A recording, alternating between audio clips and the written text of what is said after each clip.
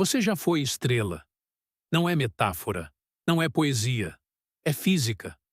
Agora mesmo, enquanto você respira, enquanto seu coração bate, enquanto seus olhos percorrem essas palavras, cada átomo que compõe o seu corpo passou por lugares que a mente humana mal consegue imaginar. O ferro que circula no seu sangue neste exato instante foi forjado no núcleo de uma estrela que explodiu há mais de 4 bilhões de anos. O cálcio dos seus dentes foi criado dentro de uma gigante vermelha que colapsou antes mesmo de a Terra existir. O carbono que estrutura cada célula do seu corpo já foi parte de uma floresta jurássica, de um dinossauro que pisou neste mesmo planeta, de uma criatura que nunca vai existir novamente. Você não tem átomos. Você os empresta temporariamente do universo. E quando você devolvê-los, e vai devolver, eles vão seguir adiante. Vão compor outras formas de vida, outros oceanos, outras estrelas. O universo não desperdiça nada. Nunca desperdiçou. Então a pergunta que eu preciso que você carregue por todo este vídeo é esta. Se os seus átomos já foram tudo isso antes de você, e vão ser tudo isso depois de você, o que exatamente é você? Não é a matéria. A física é muito clara sobre isso.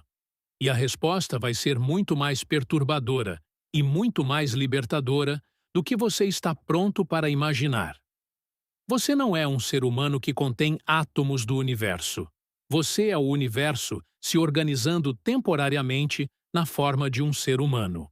E até o final deste vídeo, você nunca mais vai olhar para o seu próprio corpo da mesma forma.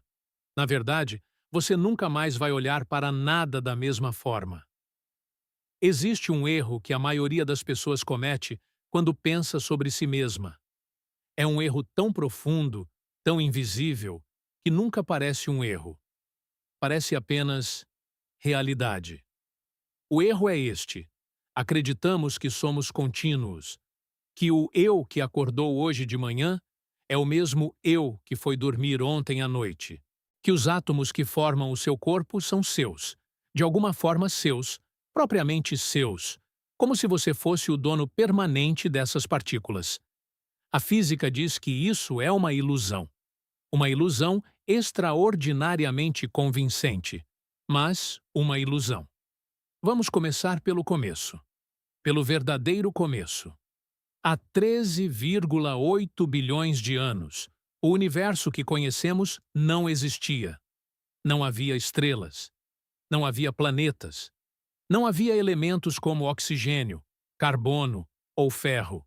Havia apenas hidrogênio e hélio, os dois elementos mais simples da tabela periódica, flutuando num cosmos escuro e incrivelmente jovem. Pense nisso por um momento. Todo o hidrogênio que existe no universo hoje foi criado nos primeiros minutos após o Big Bang. Cada átomo de hidrogênio no oceano, em você, no Sol, foi gerado em menos de 20 minutos de existência cósmica. O universo nasceu, e em 20 minutos já havia criado a matéria-prima fundamental para tudo o que viria depois. Mas hidrogênio e hélio sozinhos não fazem você. Não fazem dinossauros. Não fazem florestas. Para isso, o universo precisava de algo muito mais sofisticado. Precisava de estrelas. As primeiras estrelas do universo eram monstros, muito maiores do que o Sol. Tão massivas que viviam apenas alguns milhões de anos. Um piscar de olhos em tempo cósmico. E durante esse tempo curto e violento, elas faziam algo que nenhum laboratório humano consegue replicar até hoje. Elas fundiam átomos. No interior dessas primeiras estrelas, a temperatura chegava a dezenas de milhões de graus. Nessas condições, núcleos de hidrogênio colidiam com força suficiente para se fundir, criando hélio. Mas o processo não parava aí. Hélio se fundia para criar carbono. Carbono se fundia com hélio para criar oxigênio. Oxigênio se fundia para criar neon, magnésio, silício, e assim por diante, elemento após elemento, em camadas concêntricas dentro da estrela, como as camadas de uma cebola cósmica em combustão. Carl Sagan descreveu isso com uma precisão que ainda arrepia. O nitrogênio em nosso DNA, o cálcio em nossos dentes, o ferro em nosso sangue foram produzidos no interior de estrelas em colapso. Não é figura de linguagem. É nucleossíntese estelar. É o processo físico pelo qual a morte de estrelas criou os ingredientes da vida. Surpreendentemente, o ferro é onde a história fica trágica. Quando uma estrela massiva começa a fundir ferro, ela encontra um limite que não pode cruzar. A fusão de ferro não libera energia. Ela consome energia.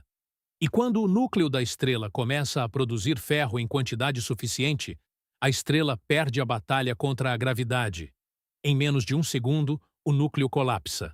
E então explode. Uma supernova. A energia liberada numa supernova é tão gigantesca que por alguns dias ela pode ser mais brilhante do que toda uma galáxia. E nessa explosão, todos os elementos forjados durante milhões de anos dentro da estrela são lançados pelo espaço. O carbono, o oxigênio, o nitrogênio, o ferro, o cálcio. Tudo isso se dispersa por vastas regiões do cosmos, misturando-se com o hidrogênio primordial, flutuando por milhões de anos até que a gravidade começa, lentamente, a juntar tudo novamente e forma uma nova estrela, com um disco de detritos ao redor. E nesse disco, os átomos se aglutinam em planetas. E num desses planetas, o terceiro ao redor de uma estrela de tamanho médio, numa galáxia espiral sem nada de especial, os átomos continuam se organizando. A temperatura é a certa. A água se forma. As moléculas começam a criar padrões. E em algum momento nesses padrões surge algo novo. A capacidade de se replicar. A vida não foi criada do nada. Foi criada de estrelas mortas. Isso não é apenas poesia. Isso é física. Agora pense no que aconteceu depois. Porque a história dos seus átomos não começa quando você nasce. Ela começa muito, muito antes. Por cerca de 4 bilhões de anos, a vida na Terra foi construindo complexidade. Bactérias se tornaram algas. Algas se tornaram plantas. Plantas conquistaram a Terra. Animais evoluíram. E durante todo esse tempo, os átomos circulavam, passando de organismo para organismo, de ambiente para organismo, de organismo para ambiente. O carbono que está no seu corpo hoje, neste exato momento, já foi parte de dezenas de milhares de outros seres vivos antes de chegar até você. Passou por plantas que nunca tiveram nome, por insetos que não deixaram fósseis, por criaturas que dominaram a Terra e desapareceram. Durante a Era Mesozoica, há cerca de 230 milhões de anos, os dinossauros caminharam por este planeta. Eles respiravam o mesmo ar. Na verdade, os mesmos átomos de oxigênio que estão nos seus pulmões agora já passaram pelos pulmões de um Tyrannosaurus Rex. Não é impossível. É improvável que sejam os mesmos átomos específicos, mas é estatisticamente certo que alguns dos átomos que compõem você hoje já estiveram dentro de um dinossauro. Os átomos não se preocupam com quem os está usando temporariamente. Richard Feynman tinha uma maneira de explicar isso que sempre me pareceu devastadora em sua simplicidade. Ele dizia que quando você olha para um objeto qualquer, uma pedra, uma árvore, uma mão, você está olhando para uma ilusão de continuidade. O que parece sólido e permanente é, na realidade, um conjunto de partículas em movimento constante, mantidas juntas por forças que a maior parte das pessoas nunca para pensar. A identidade de um objeto material, ele argumentava, não é uma realidade física. É uma convenção que o cérebro adota porque é conveniente. A pedra não é a mesma pedra de um ano atrás. Os átomos na superfície dela mudaram. A sua mão não é a mesma mão de 7 anos atrás. A maioria das células que compõem o seu corpo foi completamente substituída. Você renova quase completamente sua constituição material ao longo dos anos. Então, o que é você, se não é a matéria? Essa é a pergunta que Feynman passava noites pensando, que Sagan explorou em décadas de trabalho, que a física moderna ainda não respondeu completamente. E é a pergunta que eu quero que você segure, com desconforto, enquanto continuamos. Porque até aqui, a gente entendeu que os seus átomos vieram das estrelas. Entendemos que passaram por outras formas de vida antes de você. Entendemos que não são realmente seus de forma permanente. Mas tem algo muito mais perturbador do que isso. Algo que a ciência revela quando você olha não para de onde os átomos vieram, mas para o que eles estão fazendo agora, enquanto você existe. Espera. Ninguém perguntou o que está acontecendo com os seus átomos neste exato momento. Enquanto você existe, enquanto você pensa, enquanto você sente que é você. E a resposta é muito mais estranha do que qualquer coisa que eu disse até agora.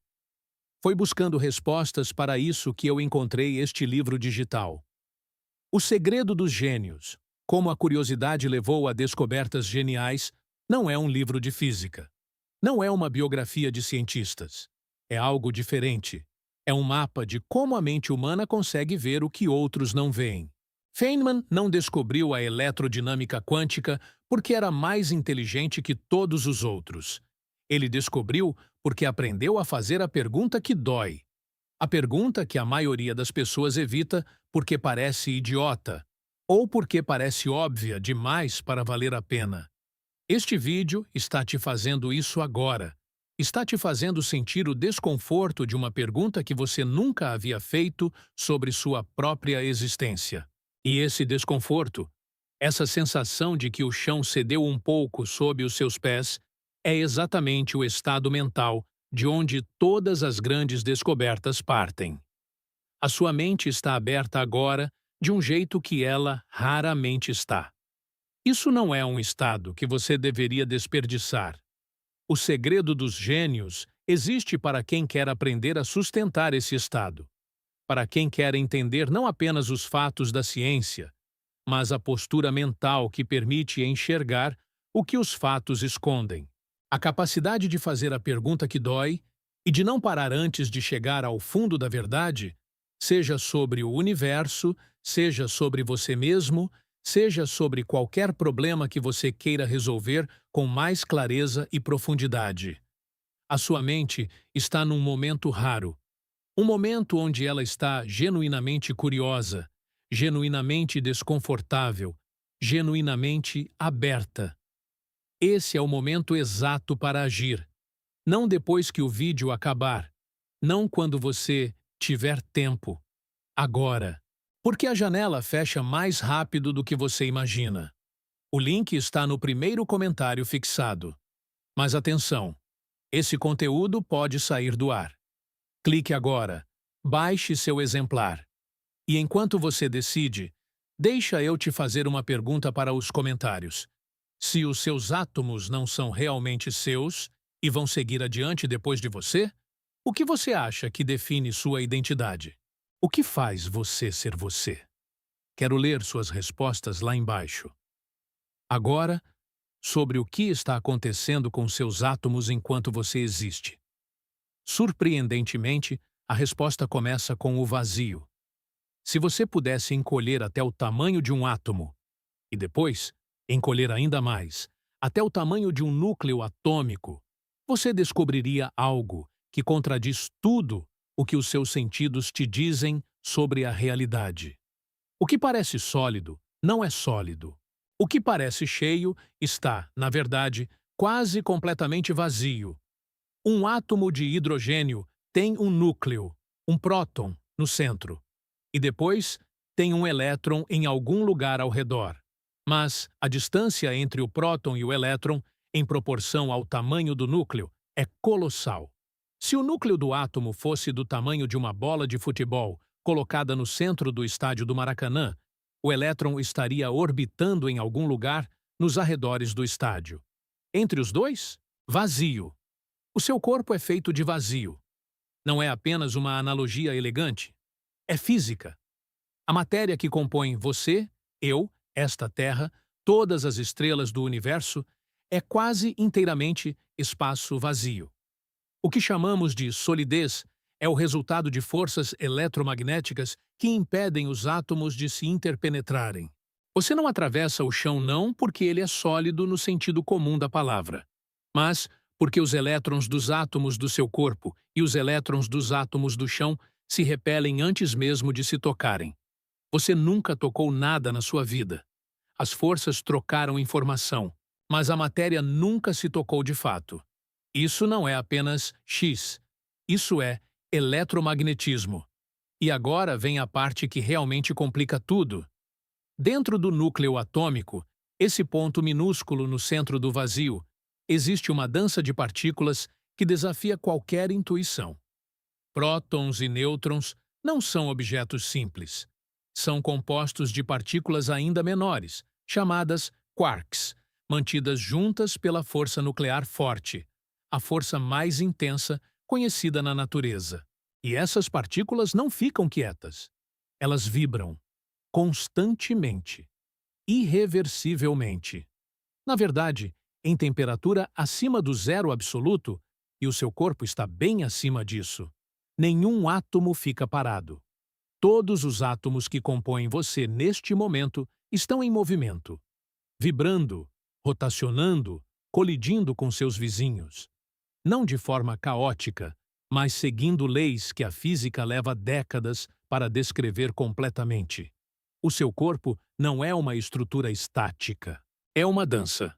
Uma dança de estrelas emprestadas, organizadas temporariamente pelo universo, numa forma que pensa, que sente, que se pergunta sobre sua própria natureza. E aqui chegamos ao ponto mais perturbador de toda esta conversa. Se toda a matéria é principalmente vazio, se os átomos estão sempre em movimento, se os seus átomos específicos estão sendo constantemente substituídos, então, o que mantém a forma de você? O que garante que você continua sendo reconhecível como você, dia após dia, ano após ano? A resposta da física é elegante e, para muitas pessoas, profundamente desorientadora. O que persiste não é a matéria, é o padrão. Você é uma informação, uma configuração, um conjunto de relações entre partículas que se mantém suficientemente estável para ser percebido como contínuo, pela sua própria mente e pelos outros, mas que está constantemente em fluxo no nível fundamental. Pense numa onda no oceano. A onda parece uma coisa. Você pode apontá-la, nomeá-la, fotografá-la. Mas a onda não é feita de água específica. A água sobe e desce no lugar enquanto a onda avança. A onda é um padrão se movendo através da água, não a água em si. Você é assim. Um padrão se movendo através de matéria cósmica. E isso muda tudo sobre como você pode pensar na sua própria morte. Os seus átomos não morrem quando você morre. Eles continuam. Eles se dispersam, são absorvidos pelo solo, pela água, pelo ar. Moléculas são quebradas e recompostas por bactérias. Elementos são reintegrados ao ciclo de nutrientes da biosfera. E com o tempo, com muito tempo, eles podem chegar a outros seres vivos. Outras formas de consciência, outros padrões. O universo fez isso antes. Fez com as estrelas que explodiram para criar a Terra. Fez com os organismos que morreram para criar o oxigênio da nossa atmosfera. Fez com todos os seres que existiram antes de nós. Vai fazer com você também. Não como punição, como continuidade. Agora precisamos falar sobre algo que os físicos chamam de conservação, e que talvez seja o conceito mais reconfortante e mais perturbador da ciência moderna ao mesmo tempo. Na física, a lei da conservação da massa e da energia afirma que matéria e energia não podem ser criadas nem destruídas, apenas transformadas. Em termos práticos, isso significa algo extraordinário. Nada que já existiu deixou de existir. Apenas mudou de forma. Os átomos de hidrogênio criados nos primeiros 20 minutos do Big Bang ainda existem. Podem estar em estrelas, em planetas, em oceanos, em você. mas estão aqui. O universo inteiro é um sistema fechado onde nada some, onde tudo muda. Você faz parte de um sistema de 13,8 bilhões de anos que nunca perdeu nada. Feynman gostava de descrever o conhecimento científico como uma série de aproximações. Cada geração aprende algo mais preciso que a anterior, mas sempre com a consciência de que existe uma camada mais profunda a ser descoberta. Ele não via isso como uma limitação. Via como o aspecto mais bonito da ciência, o fato de que sempre há mais. E quando você aplica isso à questão da identidade, ao que você realmente é, essa perspectiva se torna algo muito mais pessoal do que qualquer fórmula. Você não é um conjunto fixo de átomos. Você é um processo, um evento. O universo é um sistema de transformação constante, e você é um dos modos pelos quais ele se organiza para observar a si mesmo. Durante o tempo em que o padrão que é você existe, o universo está, através de você, se perguntando sobre sua própria natureza. Isso não é apenas filosofia. Isso é física, aplicada à experiência humana. Surpreendentemente, quando os cientistas estudam sistemas complexos, sistemas com muitos componentes interagindo de formas não lineares, descobrem que o padrão emergente pode ter propriedades que nenhum dos componentes individuais possui. A consciência pode ser exatamente isso, uma propriedade emergente de átomos organizados, de uma forma suficientemente complexa. Não está nos átomos individualmente. Está no padrão. E o padrão é o único lugar onde você mora. O que isso significa é algo que as tradições filosóficas humanas intuíram por milênios, mas que a física só recentemente começou a articular com precisão. A fronteira entre você e o universo é muito menos rígida do que parece. O oxigênio que você acabou de inspirar vai estar no seu sangue daqui a segundos, e daqui a alguns anos estará em outra pessoa, ou numa árvore, ou no oceano. O carbono que você exala agora mesmo vai ser absorvido por uma planta. Num sentido muito real, você está constantemente trocando matéria com o ambiente ao redor. A fronteira do seu corpo não é uma barreira, é uma membrana de troca. Você não existe separado do universo. Você existe como uma expressão temporária e localizada do universo. E aqui está a revelação que eu quero que você guarde do conteúdo que a gente explorou até agora.